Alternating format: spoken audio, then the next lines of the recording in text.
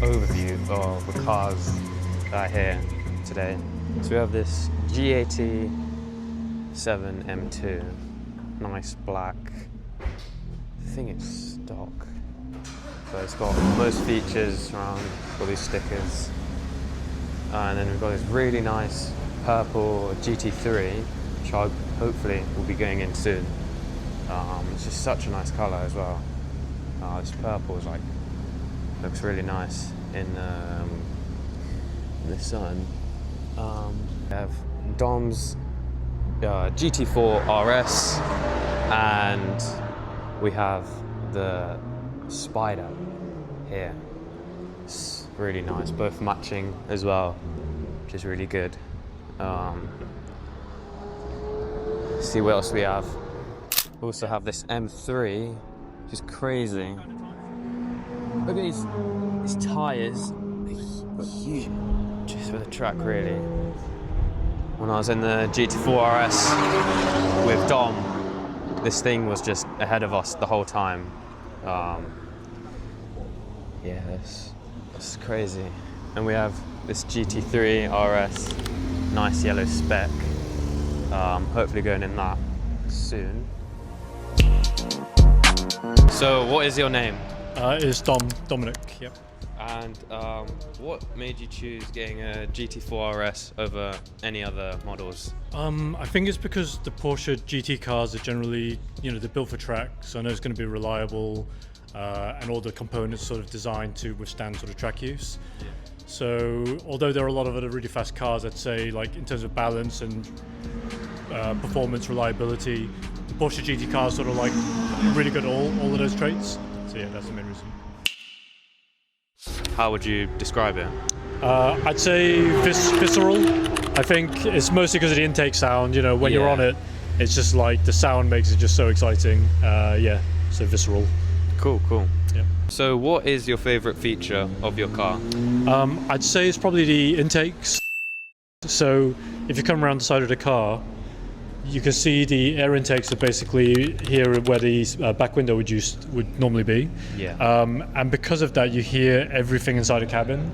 And because noise restrictions are quite strict on track now, you can't have a really loud exhaust if you want to track your car. Yeah. So this is a good way of getting really good sound within the cabin whilst not worrying about sound, noise restrictions. Nice. Yeah. Try to my stomach in. What's the most impressive part of the performance? I'd say the handling, the way it goes around corners. Yeah. I mean, the GT4 platform is nice because mid-engine, so it's very balanced. So I feel like when you are on the limit, it's very controllable and very predictable. So yeah, I'd say that's probably one of the main things. Do you have any advice on anyone who wants to start doing track days? I'd say basically just get a cheap car, which don't worry about being fast, but just start doing it. Get something cheap that you don't mind if you come off track.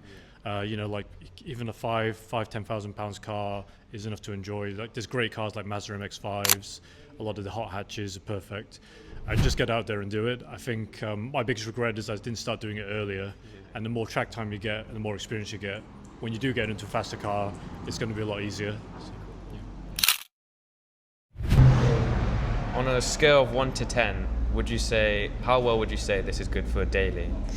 It's not great, to be honest. I'd say probably a 3. Okay. The main problem is the suspension is really hard, and the car's quite low. I mean, you can daily it, but it's just quite stressful. Going over potholes, bumps, speed bumps, that kind of thing. Filling it up all the time. Yeah, exactly. So yeah, not great, but not the worst. Yeah, okay. There's worse cars. Starting from the front of the car, I guess the main difference between this and say a normal Cayman is you've got the big front splitter on the front, which provides a lot of downforce. The car generates around 100 kilos of downforce, 120 miles per hour. Oh, wow. So it's pretty good. That front splitter is a big part of how it works. The ducts here are really quite unique to 4RS because they basically help with brake cooling and also the downforce. So the air from the brakes basically comes through and out the top of here, and also reduces the lift. So again, yeah, it's helping the downforce. So. Nice. I've got on mine these. I don't have the magnesium wheels, mostly because I feel on track you want as fewer expensive components to brakes as possible. And the magnesium wheels, although they're great and light, it's expensive. I would prefer steel brakes over carbon brakes on track, just because you need to replace them, and it's going to cost you a lot less to replace those than your carbon ceramics. Cheaper, isn't it? Yeah, much cheaper. So most people who track the cars tend to prefer steels if you're tracking it regularly.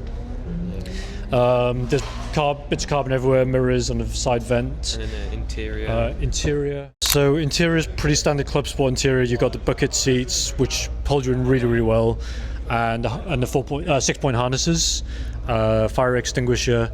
A lot of the materials are Alcantara, which is this black stuff here, which is lighter than leather. It doesn't save a ton of weight, but it looks nice and it's a little bit lighter. At the rear of the car, we've got the big carbon wing, which of course helps with downforce, and it's got the swan deck mounts, which are quite new to the series. The rear diffuser and the exhaust. The exhaust standard. It's fairly loud, not crazy loud, but but it's just right for track. It's just under the track limits. Yeah. So you're just greeted with this crazy yellow and this nice silver rims on here as well. It's really nice. Stand down here. This is a beast. I think this is probably the best track car for everyone here.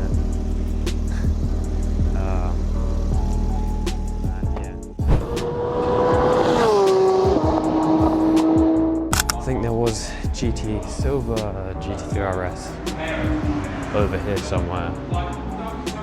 So yeah, got this nice GT3 RS over here. It's nice. This nice silver. It's nice rims as well. The yellow caliper. Interior is pretty simple. Yellow like the caliper. Got your helmet and everything, of course. This wing is just, can't get over how big this wing actually is. Of course, GT3 RS there. Prefer the yellow one that we saw rather than silver, because it's better to be a bit different, you know. Silver's more of a basic color, but it's still pretty insane to have that kind of color as well. But just having a GT3 RS, to have a GT3 RS nowadays is just pretty hard, I think. To get your hands on one, you have to buy a lot of Porsches, know someone, you know. So even if some people have the money, but they just can't get it because Porsche just don't want to give it to them, you know. Yeah, I think that concludes the cars that are here.